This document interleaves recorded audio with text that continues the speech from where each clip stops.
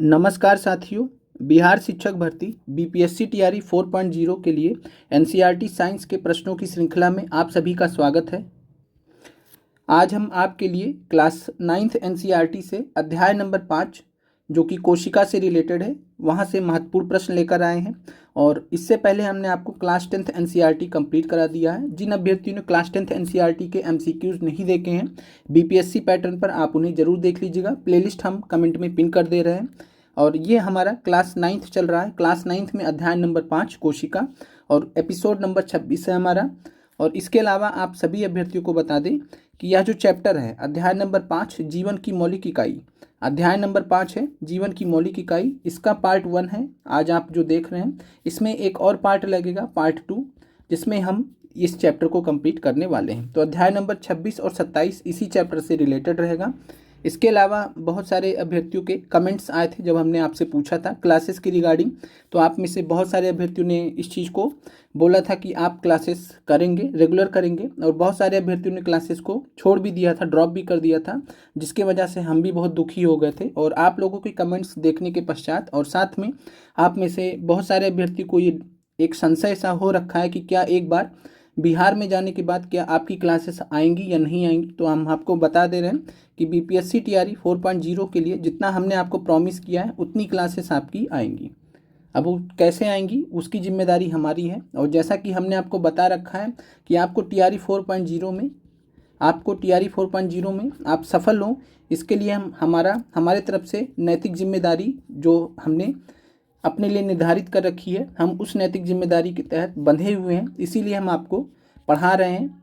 और जैसा कि हमने आपको पहले भी बता रखा कि हमें किसी अन्य एग्ज़ाम की हम तैयारी आपको नहीं कराते, केवल और केवल टीआरई 4 के लिए रुके हुए हैं। टीआरई 4 के लिए पढ़ाकर एक बार जब आप लोगों का एग्ज़ाम हो जाएगा तब तक के लिए हम आपके लिए अवेलेबल रहेंगे।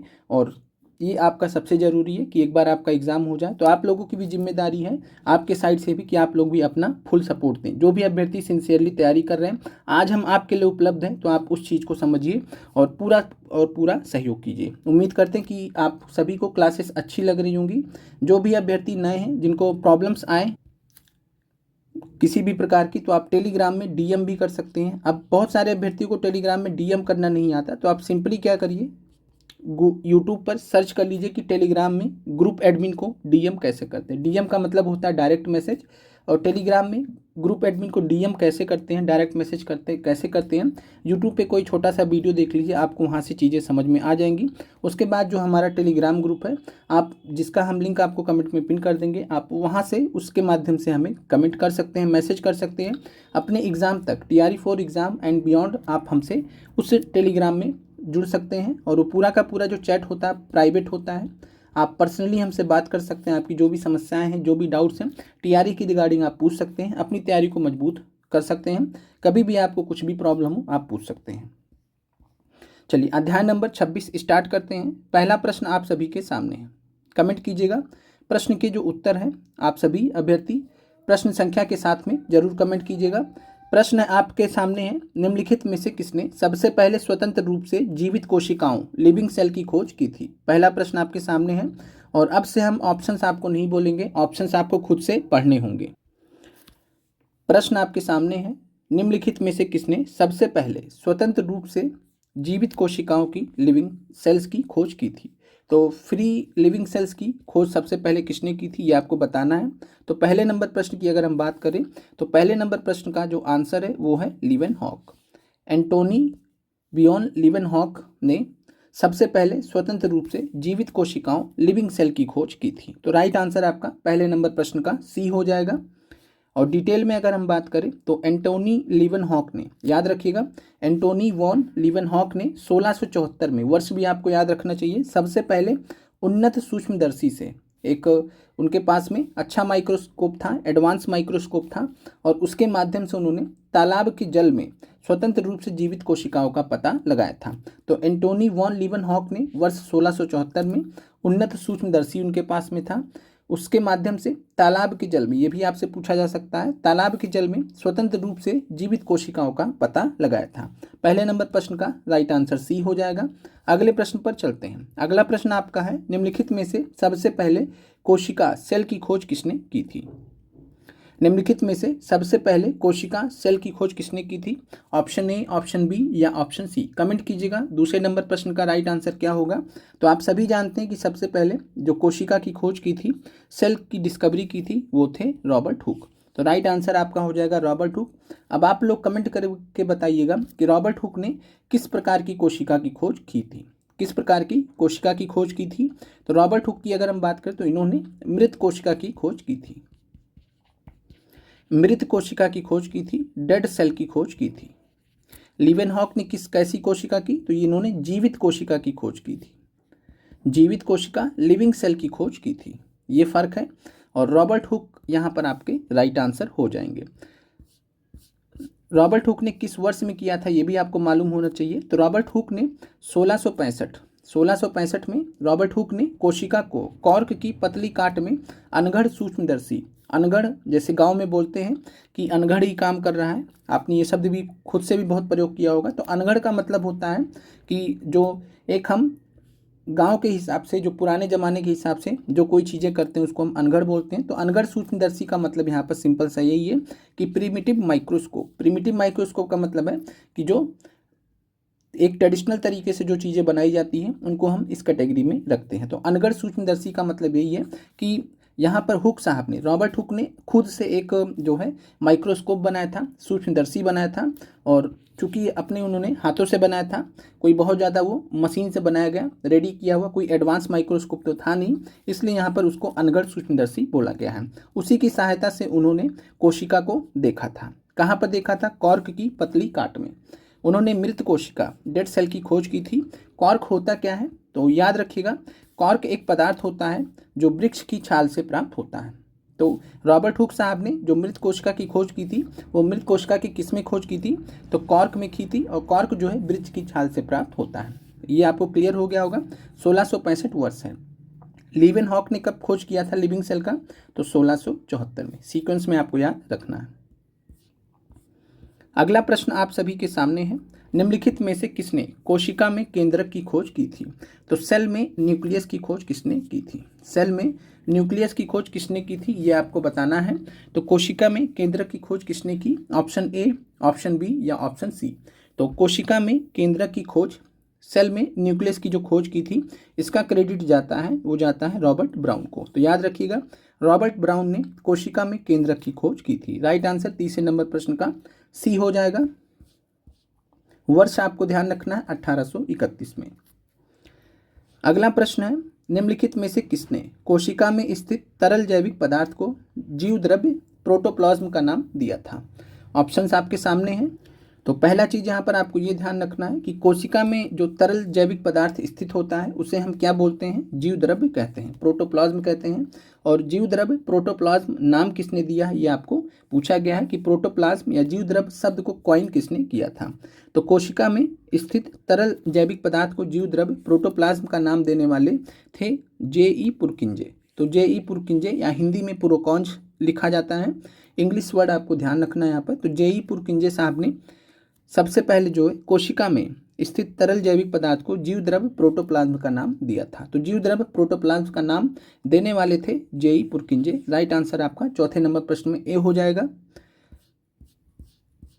और ये कब दिया था? 1839 में। वर्ष याद रखने की जरूरत नहीं है, बस एक सीक्वेंस में आपको याद रखना है कि किस किस सीक्वेंस में चीजें हुई हैं। चलिए अगला प्रश्न आपके सामने है, कोशिका सिद्धांत सेल थ्योरी किसने प्रस्तुत किया कि सभी पादपों और जंतु कोशिकाओं से बने होते हैं और कोशिका जीवन की मूल इकाई है? तो किसने सेल थ्योरी प्रस्तुत किया था? कोशिका सिद्धांत किसने दिया था जिसमें बताया गया था कि सभी पादप और जंतु जो होते हैं वो कोशिकाओं से मिलकर बने होते हैं और कोशिका जो होती है वो जीवन की मूल इकाई होती है। तो सेल जो है वो लाइफ का मूल इकाई होता है, फंडामेंटल यूनिट ऑफ लाइफ होता है। ये किसने बताया था? सेल थ्योरी के माध्यम से।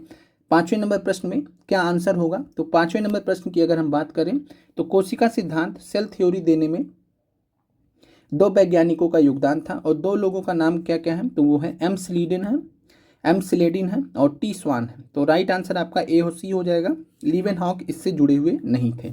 तो कोशिका सिद्धांत सेल थ्योरी देने वाले थे एम स्लेडिन, इन्होंने 1838 में, और टी स्वान ने 1839 में। तो 1838 में एम स्लेडिन ने 1839 में टी स्वान ने कोशिका सिद्धांत प्रस्तुत किया था। तो कोशिका सिद्धांत जब आपसे पूछा जाएगा तो आपको दोनों नाम याद रखने हैं। अगर आपको दोनों नाम दिए जाएंगे तो आपको दोनों नाम का चुनाव करना रहेगा। हो सकता है एक साथ में दे दिया जाए, एम स्लीडन और टी स्वान। एनसीईआरटी में एक साथ में नाम दिया गया है और यहाँ प्रश्न बनाने के लिए हमने अलग अलग कर दिया। तो कोशिका सिद्धांत किसने दिया था? एम स्लीडन ने और टी स्वान ने। ए और सी यहाँ पर आपका राइट आंसर है। इस वजह से राइट आंसर आपका डी है, एक से अधिक। अगले प्रश्न पे चलते हैं। यह सिद्धांत किसने दिया था कि सभी कोशिकाएं पूर्ववर्ती जीवित कोशिकाओं से ही बनती हैं? ऑप्शन ए, ऑप्शन बी या ऑप्शन सी? तो बताइएगा, कमेंट कीजिएगा कि कोशिका सिद्धांत को आगे बढ़ाते हुए किसने यह जो है सिद्धांत दिया कि सभी कोशिकाएं जो होती हैं वो पूर्ववर्ती जीवित कोशिकाओं से निर्मित होती हैं या बनती हैं? रॉबर्ट हुक ने बोला था, रुडोल्फ विर्चो ने दिया था या रॉबर्ट ब्राउन ने दिया था? तो यह सिद्धांत कि सभी कोशिकाएं पूर्ववर्ती जीवित कोशिकाओं से ही बनती हैं, ये कॉन्सेप्ट को देने वाले थे रुडोल्फ विर्चो। तो रुडोल्फ विर्चो यहाँ पर आपका राइट आंसर हो जाएगा। रुडोल्फ विर्चो राइट आंसर है छठे नंबर प्रश्न का। और 1855 में विर्चो ने कोशिका सिद्धांत को आगे बढ़ाया था। तो 1838-39 में सील्डिन और स्वान ने, उसके बाद 1855 में विर्चो ने कोशिका सिद्धांत को और आगे बढ़ाया और बताया कि सभी कोशिकाएं पूर्ववर्ती जीवित कोशिकाओं से बनती हैं। अगले प्रश्न पे चलते हैं। जर्मन इंजीनियर रस्का और नॉल को किसके आविष्कार के लिए जाना जाता है? जर्मन इंजीनियर थे दो लोग, रस्का और नॉल। इनको किसके आविष्कार के लिए जाना जाता है? रोगाड़ू का आविष्कार किया था, सूक्ष्मदर्शी का आविष्कार किया था या इलेक्ट्रॉन सूक्ष्मदर्शी का आविष्कार किया था? तो जर्मन इंजीनियर रस्का और नॉल ने किस चीज़ की खोज की थी, ये आपसे पूछा जा रहा है। तो रस्का और नॉल ये जर्मन इंजीनियर थे। इन्होंने इलेक्ट्रॉन सूक्ष्मदर्शी की खोज की थी, इलेक्ट्रॉन माइक्रोस्कोप की खोज की थी। कब किया था? तो ये भी आपको ध्यान रखना, वर्ष है 1931। तो रस्का और नॉल ने वर्ष 1931 में इलेक्ट्रॉन सूक्ष्मदर्शी की खोज की थी। हालांकि इलेक्ट्रॉन सूक्ष्मदर्शी की खोज 1931 में तो कर दी गई, लेकिन सबसे पहले इलेक्ट्रॉन सूक्ष्मदर्शी का जो डिमॉन्स्ट्रेशन है, मतलब पूरे पब्लिक कह सकते हैं कि पब्लिक के सामने डेमोन्स्ट्रेट करके कब दिखाया गया था? तो ये दिखाया गया था 1940 में। तो ये 1940 में संभव हो पाया कि इलेक्ट्रॉन माइक्रोस्कोप, इलेक्ट्रॉन सूक्ष्मदर्शी के द्वारा किसी कोशिका के भीतर देखा जा सकता है। इससे पहले संभव नहीं था कि कोशिका के भीतर देख पाते कि कोशिका के भीतर क्या क्या है, कैसे हैं। तो जब ये इलेक्ट्रॉन माइक्रोस्कोप 1931 में बन गया, 1940 में इसका अमेरिका में डेमोन्स्ट्रेशन किया गया था। किसने किया था ये सब आपको याद नहीं रखना है, इस वजह से ये आपको कन्फ्यूज़न हो सकता है। खोज कब की थी रस्का और नॉल ने? 1931 में। ये जर्मन इंजीनियर थे, जर्मनी के थे। तो इलेक्ट्रॉन सूक्ष्मदर्शी की खोज रस्का और नॉल ने वर्ष 1931 में की। सबसे पहला जो इसका डेमोन्स्ट्रेशन हुआ था 1940 में। इसलिए एनसीईआरटी में आपका लिखा है कि इलेक्ट्रॉन सूक्ष्मदर्शी की खोज के बाद, यहाँ से आपको ऐसा लगेगा कि वर्ष 1940 में इलेक्ट्रॉन सूक्ष्मदर्शी की खोज हुई है, ये 1931 में हो चुकी है। 1940 में इसका डेमोन्स्ट्रेशन किया गया है पहली बार। डेमोन्स्ट्रेशन होने के बाद ये संभव हो पाया है, यानी 1940 से आप समझ सकते हैं कि 1940 में जब इलेक्ट्रॉन सूक्ष्मदर्शी को दर्शाया गया, डेमोन्स्ट्रेट किया गया, तो उसके बाद कोशिका की जटिल संरचना और बहुत से अंगों को समझना संभव हो सका। उससे पहले पॉसिबल नहीं था कि कोशिका के भीतर हम देख पाते उतने अच्छे से। अगले प्रश्न पर चलते हैं। निम्नलिखित में से कौन एक कोशिकीय जीव है? यूनिसेलुलर ऑर्गेनिज्म का उदाहरण यहाँ पर कौन सा है? कमेंट कीजिएगा, यूनिसेलुलर ऑर्गेनिज्म का उदाहरण कौन सा है? एनसीईआरटी में आपका ये सारे प्रश्न दिए गए हैं, chapter number 5 class 9th NCERT से। तो कौन सा एक कोशिकीय जीव यूनिसेलुलर ऑर्गेनिज्म का उदाहरण है? तो 8वें नंबर प्रश्न की अगर हम बात करें तो अमीबा एक कोशिकीय जीव का उदाहरण है। एक कोशिकीय जीव का मतलब होता है जो केवल एक जो ऑर्गेनिज्म होता है वो एक सेल का बना होता है, एक सेल का बना होता है, एक कोशिका का बना होता है, इसलिए इसका नाम ही है एक कोशिकीय जीव। तो अमीबा की बात करें, अमीबा जो है एक कोशिकीय जीव है। अर्थवर्म केचुआ की बात करें तो ये जो है एक कोशिकीय जीव का उदाहरण नहीं है। पैरामीशियम की बात करें तो पैरामीशियम भी एक कोशिकीय जीव का उदाहरण है। तो राइट आंसर आपका हो जाएगा ए और सी, इस वजह से आपका राइट आंसर हो जाएगा डी। तो एक कोशिकीय जीव के उदाहरण कौन है यहाँ पर? अमीबा है और पैरामीशियम है। अमीबा में आपने जनन की प्रक्रिया पढ़ रखी है, बाइनरी फिजन। पैरामीशियम में आपने मल्टीपल फिजन की प्रक्रिया पढ़ रखी है इससे पहले क्लास 10th एनसीईआरटी में। तो अमीबा और पैरामीशियम दोनों ही एक कोशिकीय जीव के उदाहरण है। राइट आंसर आपका एक से अधिक हो जाएगा। एनसीईआरटी में आपके 4 उदाहरण दिए गए हैं एक कोशिकीय जीव के, जो आपको याद रखने हैं। कौन कौन से हैं? अमीबा है, क्लेमीडोमोनास है, पैरामीशियम है और जीवाणु है। जीवाणु यानी कि बैक्टीरिया।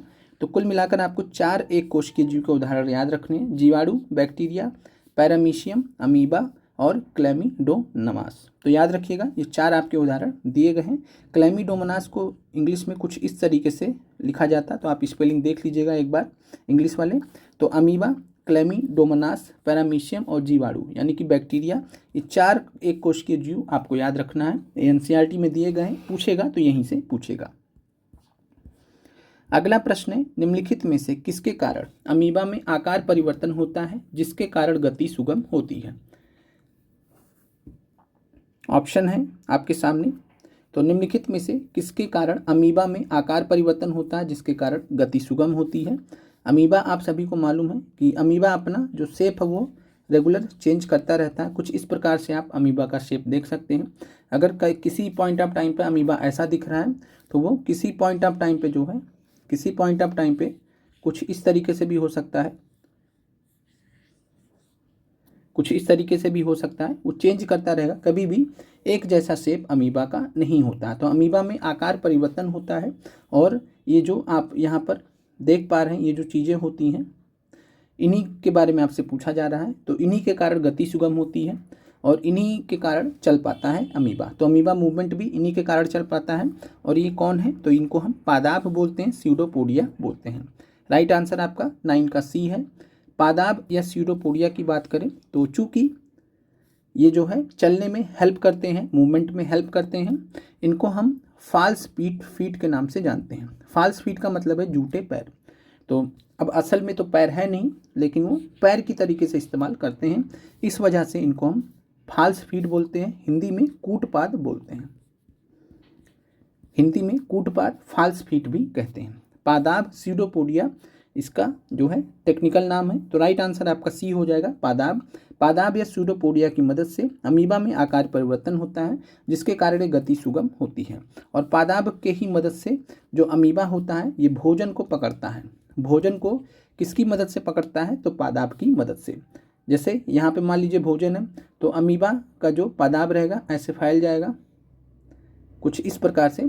एक पादाब इधर निकलेगा, एक पादाब इधर निकलेगा कुछ इस प्रकार से, और यहाँ पर जो 2 पादाब निकलेंगे फिर एक पॉइंट ऑफ टाइम पे क्या करेंगे, इसको क्लोज कर लेंगे, ये आपस में जुड़ जाएंगे और ये क्या है अंदर हो जाएगा और ये ओपन हो जाएगा तो ये अंदर आ जाएगा इस तरीके से। तो भोजन को पकड़ने के लिए पादाब का प्रयोग करते हैं अमीबा। 9 नंबर प्रश्न का राइट आंसर सी है। अगले प्रश्न पर चलते हैं।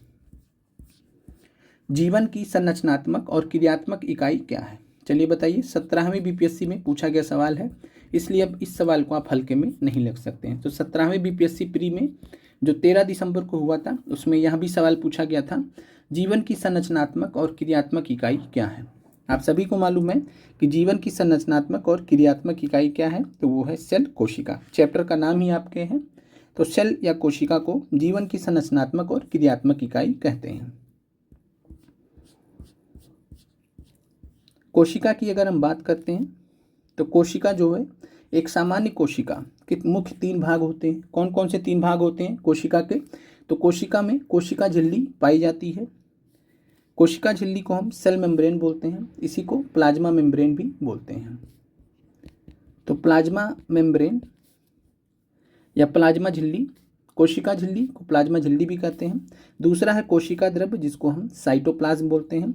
तीसरा है केंद्रक जिसको हम न्यूक्लियस कहते हैं। तो ये 3 चीज़ें आपको ध्यान रखनी है कि जो कोशिका होती है वो 3 चीज़ों से मिलकर बनती है, कोशिका झिल्ली से, सेल मेम्ब्रेन से, कोशिका द्रव्य से, साइटोप्लाज्म से, और फिर तीसरा है केंद्रक यानी कि न्यूक्लियस। इन 3 चीज़ों से मिलकर एक कोशिका का निर्माण होता है। ये मुख्यतः 3 जो है जरूरी चीज़ें हैं जो एक कोशिका में होनी चाहिए। अगले प्रश्न पे चलते हैं।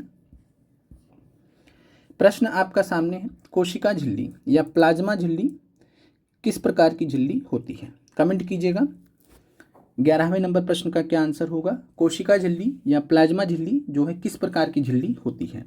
तो 11वें नंबर प्रश्न की अगर हम बात करें तो कोशिका झिल्ली या प्लाज्मा झिल्ली जो ये मेम्ब्रेन होता है ये वर्णात्मक पारगम झिल्ली का उदाहरण है, सेलेक्टिवली परमिएबल मेम्ब्रेन है।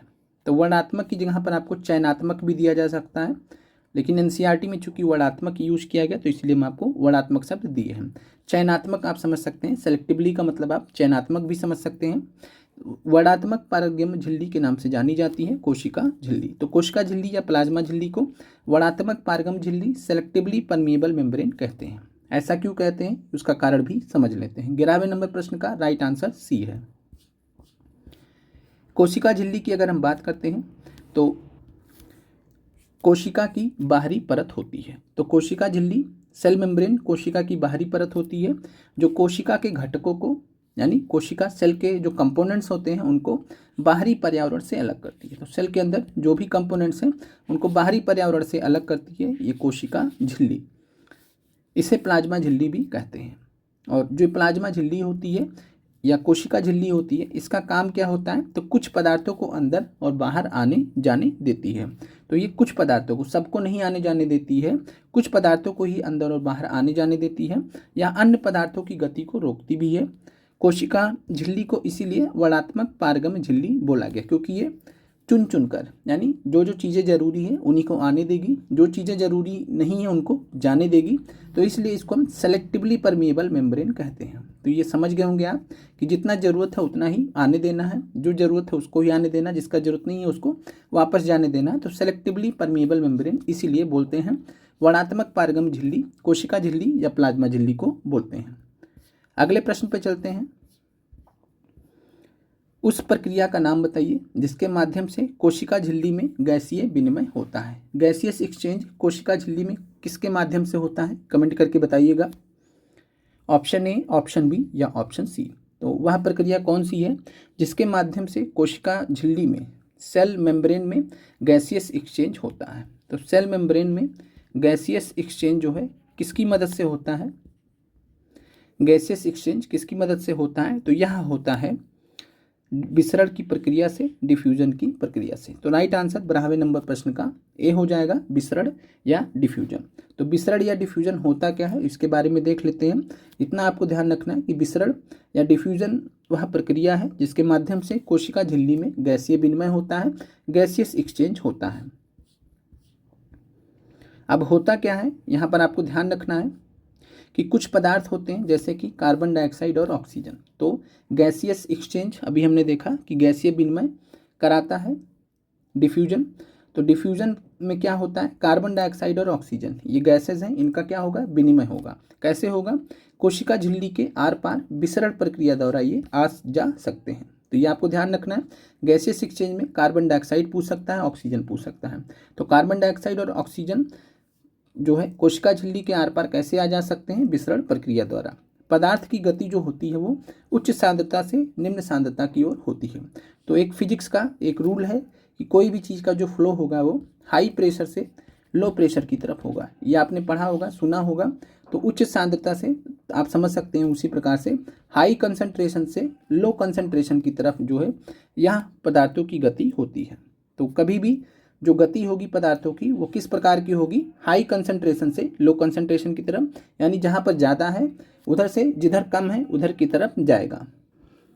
और बात करें हमारे शरीर का, तो हमारे शरीर में कार्बन डाइऑक्साइड और ऑक्सीजन का जो आदान प्रदान होता है, इन और आउट होता है, वो भी विसरण प्रक्रिया के माध्यम से, सेल्स के माध्यम से होता है और उच्च सांद्रता से निम्न सांद्रता की ओर होता है। इसके अलावा आपको ध्यान रखना है कि कोशिका और बाह्य पर्यावरण में गैसों के आदान प्रदान में विसरण एक महत्वपूर्ण भूमिका निभाता है। तो विसरण या डिफ्यूजन का रोल आपने यहाँ पर समझ लिया है। उम्मीद करते हैं ये आपको समझ में आ गया होगा। अगले प्रश्न पर चलते हैं। अगला प्रश्न है, जल के अणुओं की गति वर्णात्मक पारगम झिल्ली द्वारा होती है तो उसे हम क्या कहते हैं। Movement of water molecules through a selectively permeable membrane is called. क्या कहते हैं, कमेंट कीजिएगा। चौथा पांचवा ऑप्शन आप जानते हैं। चौथा है एक से अधिक, पांचवा है नन ऑफ दिस। तो जल के अणुओं की गति जो होती है वर्णात्मक पारगम झिल्ली के द्वारा जो होती है उसे हम क्या कहते हैं, movement of water molecules through a selectively permeable membrane. इसको हम बोलते हैं परासर, ऑस्मोसिस बोलते हैं। राइट आंसर आपका 13 नंबर प्रश्न का बी हो जाएगा। और परासरण या ऑस्मोसिस जो होता है वो विसरण का एक प्रकार है, विसरण का एक प्रकार है, विसरण का एक प्रकार है। विसरण में और परासरण में अंतर क्या होता है? तो विसरण में आपने क्या देखा है? गैसीय विनिमय, यानी गैस का एक्सचेंज होता है, कार्बन डाइऑक्साइड और ऑक्सीजन का एक्सचेंज होता है विसरण में। ऑस्मोसिस में क्या होता है? परासरण में क्या होता है? जल के अणुओं का मूवमेंट होता है, तो मूवमेंट ऑफ वाटर मॉलिक्यूल्स होता है। यहाँ पर गैसीय विनिमय हो रहा था, यहाँ पर क्या हो रहा है? जल के अणुओं की जो है एक्सचेंज कह सकते हैं हो रहा है। तो यहाँ पर movement of water molecules involve है, यानी जल के अणु यहाँ पर शामिल है परासरण में, ऑस्मोसिस में। और विसरण में क्या था? डिफ्यूजन में क्या था? वो वहाँ पर गैसीय एक्सचेंज की बात की जा रही थी। तो ये अंतर है दोनों में, और विसरण का ही एक प्रकार है परासरण या ऑस्मोसिस। तो राइट आंसर आपका 13वें नंबर प्रश्न का हो जाएगा परासरण, ऑस्मोसिस। परासरण प्रक्रिया की अगर हम बात करते हैं तो ये भी आपको ध्यान रखना है कि परासरण प्रक्रिया में, ऑस्मोसिस में जल अणुओं का जो संचरण होता है वो वर्णात्मक पारगम झिल्ली के माध्यम से, सेलेक्टिवली परमिएबल मेम्ब्रेन के माध्यम से उच्च जल सांद्रता से निम्न जल सांद्रता की ओर होता है। यानी जिधर हाई वाटर कंसंट्रेशन होगा उधर से लेकर लो वाटर कंसंट्रेशन तक। तो जैसे हाई प्रेशर से लो प्रेशर, जैसे हाई टेम्परेचर से लो टेम्परेचर, उसी प्रकार से हाई वाटर कंसंट्रेशन से लो वाटर कंसंट्रेशन। तो हमेशा ध्यान रखिएगा हाई से लो ही जाएगा। तो वर्णात्मक पारगम झिल्ली के माध्यम से जल अणुओं का संचरण होता है उच्च जल सांद्रता से निम्न जल सांद्रता की ओर, और इसी प्रक्रिया को हम परासरण प्रक्रिया बोलते हैं, ऑस्मोसिस बोलते हैं। Osmosis is a special case of diffusion, ये हमने आपको बता दिया। डिफ्यूजन का एक प्रकार है ऑस्मोसिस, विशेष प्रकार है। चलिए अगला प्रश्न आपका है जो कि पूरा कॉन्सेप्चुअल प्रश्न है। यदि कोशिका को किसी विलयन में रखा जाता है, यदि कोशिका को किसी विलयन में रखा जाता है और शुद्ध परिणाम के रूप में कोशिका फूल जाती है, यानी कोशिका स्वेल कर जाती है, फूल जाती है, तो विलयन किस प्रकार का होगा? If cells are kept in some solution and the net result is that the cell swells up, then the solution is hypertonic solution कहलाएगा, अति परासरण दाबी विलयन कहलाएगा, आइसोटोनिक सॉल्यूशन कहलाएगा, समपरासरी विलयन कहलाएगा, या हाइपोटोनिक सॉल्यूशन अल्प परासरण दाबी विलयन कहलाएगा। तो हम आपको ये प्रश्न अच्छे से समझा देंगे अभी। हाइपरटोनिक, आइसोटोनिक और हाइपोटोनिक के हिसाब से हिंदी का शब्द यहाँ पर थोड़ा सा कष्टदायी हो सकता है आपके लिए, तो कोई बात नहीं, आपको इंग्लिश भी याद रख सकते हैं इस प्रश्न के लिए। और 14वें नंबर प्रश्न की अगर हम बात करें तो यदि किसी कोशिका को किसी विलयन में रखा जाए और शुद्ध परिणाम के रूप में कोशिका फूल जाए तो इसका संकेत क्या होता है? इसका मतलब होता है कि जो वो विलयन होगा वो किस प्रकार का विलयन है? ये हाइपोटोनिक विलयन है, अल्प परासरण दाबी विलयन का उदाहरण है। राइट आंसर आपका 14वें नंबर प्रश्न का सी है। आइए तीनों प्रकार के जो सोल्यूशन है विलयन को एक अंतिम बार समझ लेते हैं हमेशा के लिए, फिर आप इसके बाद उम्मीद है कि नहीं भूलेंगे इस कॉन्सेप्ट को। चलिए हाइपोटोनिक सॉल्यूशन पे आते हैं, और हिंदी नाम में हम नहीं जाएंगे। यहाँ पर हाइपोटोनिक, यहाँ पर आप लोग समझिएगा हाइपोटोनिक सॉल्यूशन। अब होता क्या है, यहाँ पर 3 केसेस होते हैं। यदि कोशिका के आसपास के माध्यम में कोशिका की तुलना में अधिक जल सांद्रता है तो जल परासरण द्वारा कोशिका के अंदर चला जाएगा, ऐसे में कोशिका फूलने लगेगी। इसी को हम हाइपोटोनिक सॉल्यूशन बोलते हैं, अल्प परासरण दाबी विलयन बोलते हैं। तो कहने का मतलब क्या है, तो आप सिंपल में समझ लीजिए कि ये एक कोशिका है, ये एक सेल है, कोशिका है, और कोशिका हो गया, और ये इसके चारों तरफ का जो है माध्यम हो गया। कोशिका किसी माध्यम में है। अब यहाँ पर बोला जा रहा है कि कोशिका के जो आसपास का जो माध्यम है कोशिका की तुलना में अधिक जल सांद्रता, यानी यहाँ पर हाई वाटर कंसंट्रेशन है और कोशिका के अंदर क्या है, लो वाटर कंसंट्रेशन है। समझ जाइए क्या कह रहा है। यहाँ पर थोड़ा सा बड़ा बना देते हैं। ये सेल है, कोशिका है, सेल में लो वाटर कंसंट्रेशन है और इसके बाहर वाले आसपास के माध्यम में कोशिका की तुलना में अधिक जल सांद्रता है, हाई वाटर कंसंट्रेशन है। अब आप लोग खुद बताइए, ये सेल है, ये कोशिका है, इधर हाई वाटर कंसंट्रेशन है बाहर, अंदर लो वाटर कंसंट्रेशन है, तो फ्लो किधर से किधर की तरफ होगा, हाई से लो की तरफ। तो जो जल है वो क्या करेगा, हाई वाटर से लो वाटर कंसंट्रेशन की तरफ जाएगा। इसका मतलब क्या है कि बाहर से जल अंदर कोशिका में चला जाएगा। अब आप लोग बताइए, जब चने को भिगो देते हैं किसी बर्तन में, चने या छोले को रात में भिगो देते हैं किसी बर्तन में तो चना फूल जाता है, नहीं फूल जाता। किशमिश को भिगो देते हैं, बादाम को भिगो देते हैं, फूल जाता है, नहीं फूल जाता। वही सिंपल कॉन्सेप्ट यहाँ पर आपको लगाया गया है। तो हाई वाटर कंसंट्रेशन से लो वाटर कंसंट्रेशन की तरफ आने के कारण क्या होता है, तो यहाँ पर परासरण प्रक्रिया द्वारा, ऑस्मोसिस प्रक्रिया द्वारा जो कोशिका होती है, कोशिका में पानी आ जाता है बाहर से बैलेंस करने के लिए, क्योंकि कोशिका में पानी का मात्रा कम है। जब कोशिका में पानी आ जाएगा तो क्या हो जाएगा, कोशिका फूल जाएगी। चना देखते हैं पिचका सा रहता है, सवेरे आप देखते हैं चना फूल जाता है, बोलते हैं ना चना फूल गया, छोला फूल गया। अब चलो सब्जी बनाते हैं, तो उसी प्रकार से आपको यहाँ पर समझना है। तो हाइपोटोनिक सोल्यूशन इसको बोलते हैं। तो हाइपोटोनिक सोल्यूशन का परिणाम स्वरूप होता क्या है, ये आपको समझ में आ गया। कोशिका के आसपास के माध्यम में कोशिका की तुलना में अधिक जल सांद्रता होगी, तो जल परासरण द्वारा कोशिका के अंदर चला जाएगा, बाहर से अंदर आ जाएगा। ऐसे में कोशिका फूलने लगेगी। हाइपो से याद रख लीजिए, हाइपो से हिप्पो याद रख लीजिए। हिप्पो मोटा होता है, मोटा तगड़ा होता है, हिप्पो फूला हुआ रहता है। इस प्रकार कोशिका फूलने लगेगी। इस तरीके से हाइपोटोनिक सोल्यूशन याद रख सकते हैं। चलिए अगले पे बात करते हैं, हाइपरटोनिक सोल्यूशन कैसे आपको समझना है। हाइपरटोनिक सोल्यूशन क्या है, यदि कोशिका के आसपास के माध्यम में कोशिका की तुलना में जल की कम सांद्रता है तो जल परासरण द्वारा कोशिका से बाहर आ जाएगा। ऐसे में कोशिका सिकुड़ जाएगी। तो हाइपोटोनिक सोल्यूशन का जस्ट अपोजिट है हाइपरटोनिक सोल्यूशन। कोशिका के आसपास के माध्यम में कोशिका की तुलना में जल की सांद्रता अगर कम है, कहने का क्या मतलब है कि ये सेल है, कोशिका है, कोशिका में हाई वाटर कंसंट्रेशन है और बाहर क्या है, लो वाटर कंसंट्रेशन। जो बाहर माध्यम है कोशिका में ज़्यादा है, बाहर कम है। तो अब इधर इस बार मूवमेंट किधर से किधर होगा, परासरण के वजह से जल किधर से किधर जाएगा, हाई वाटर कंसंट्रेशन यानी कोशिका से बाहर की तरफ जाएगा। तो इससे क्या हो जाएगा, जल परासरण द्वारा कोशिका के बाहर आ जाएगा कि नहीं आ जाएगा, आप खुद सोचिए। इधर हाई वाटर कंसंट्रेशन, इधर लो है, तो हाई से लो की तरफ चला जाएगा, यानी कोशिका में से जल निकल कर बाहर आ जाएगा। तो इससे क्या होगा, कोशिका में से अगर जल कम हो जाएगा तो कोशिका सिकुड़ जाएगी। तो यहाँ पर आपको समझ में आ गया होगा।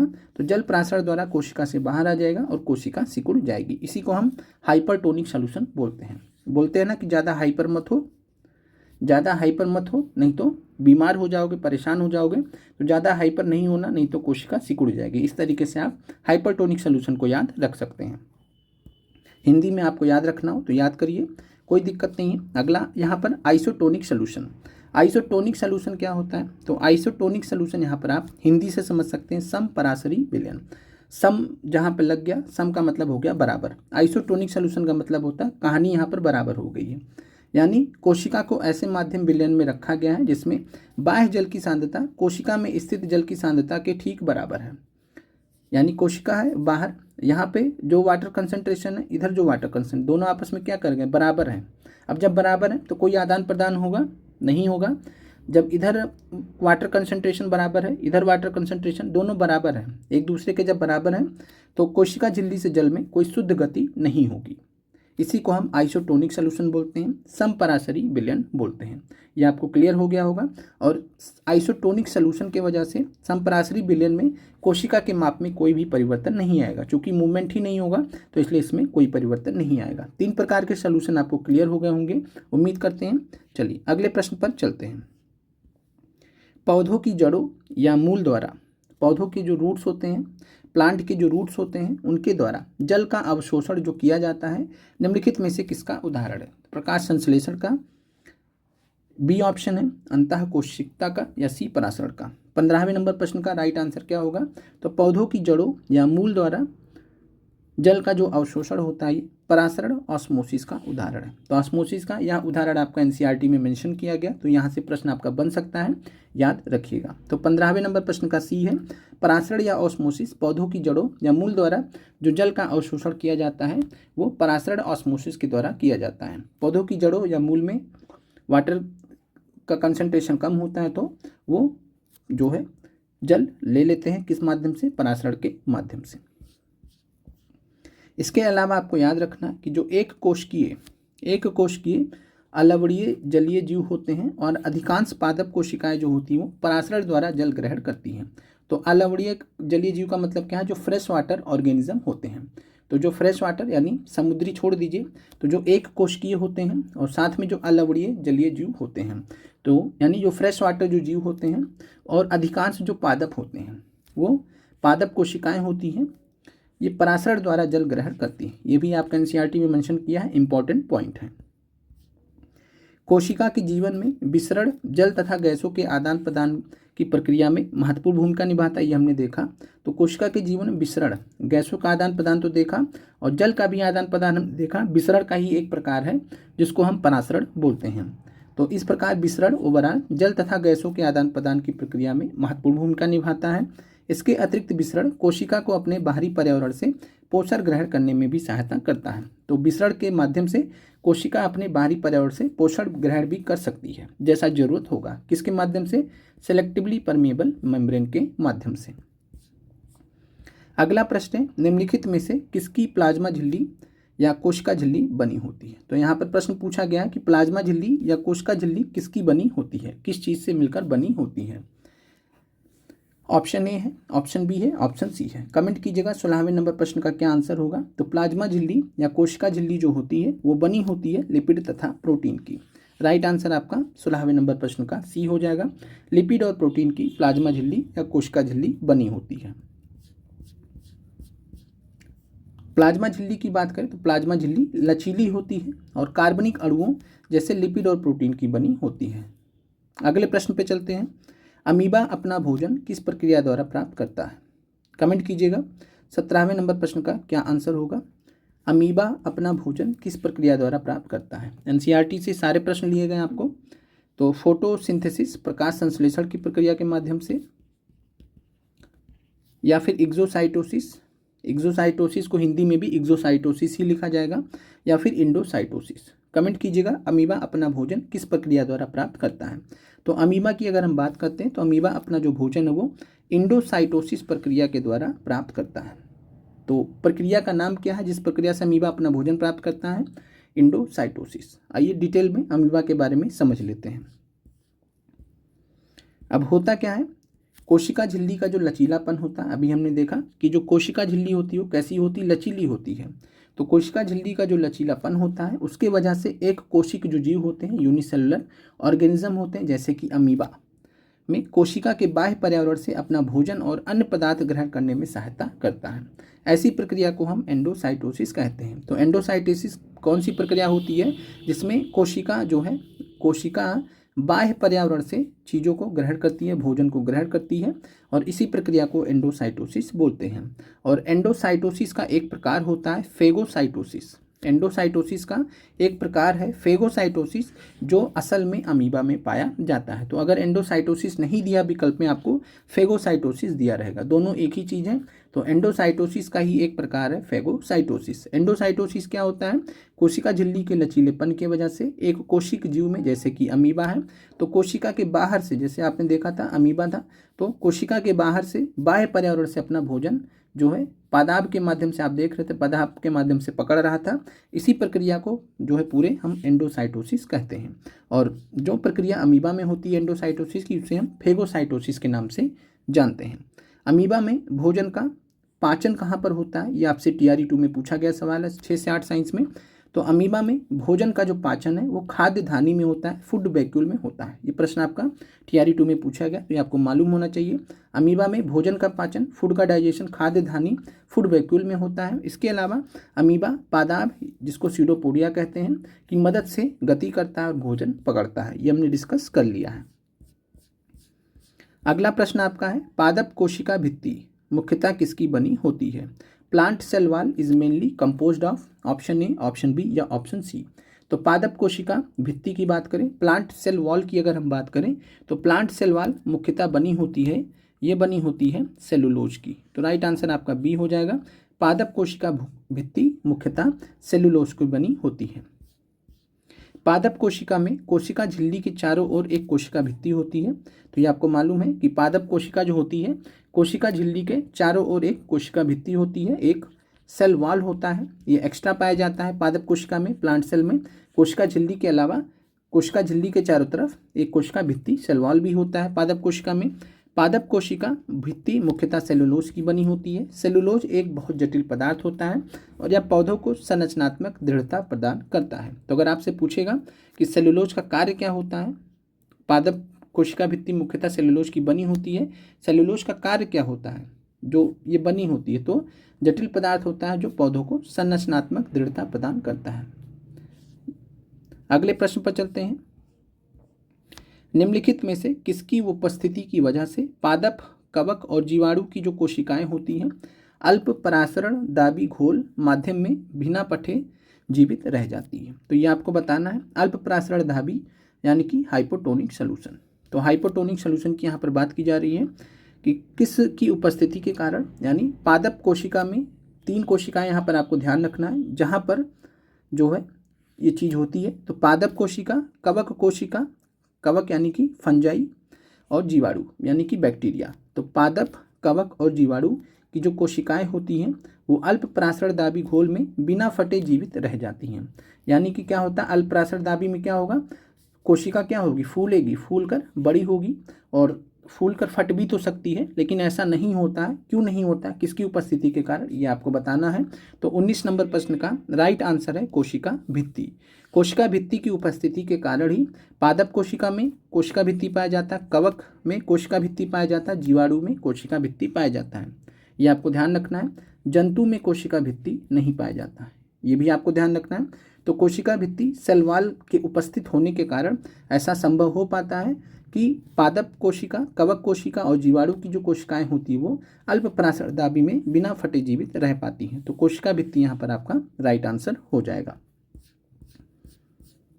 अगला प्रश्न है, आज का आखिरी प्रश्न है। निम्नलिखित में से कौन पादप कोशिकाओं में पाए जाते हैं लेकिन जंतु कोशिका में नहीं?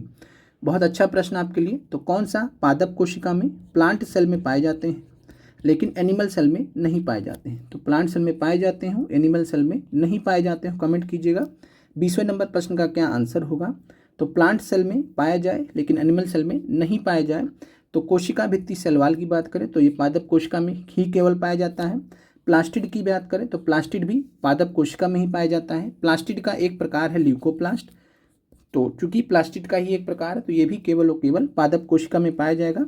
राइट आंसर आपका 1 से अधिक है। 20वें नंबर प्रश्न में राइट आंसर 1 से अधिक है। ये 3 चीज़ें आपको ध्यान रखनी है जो कि केवल पादप कोशिका में पाई जाएंगी। जंतु कोशिका में कोशिका भित्ति नहीं पाई जाती है। कोशिका भित्ति किस में पाई जाती है? तो पादप कोशिका में पाई जाती है, कवक और जीवाणु कोशिका में। कवक और जीवाणु कोशिका में कोशिका भित्ति पाई जाती है। तो पादप कोशिका राइट आंसर यहाँ पे आपका 1 से अधिक हो जाएगा।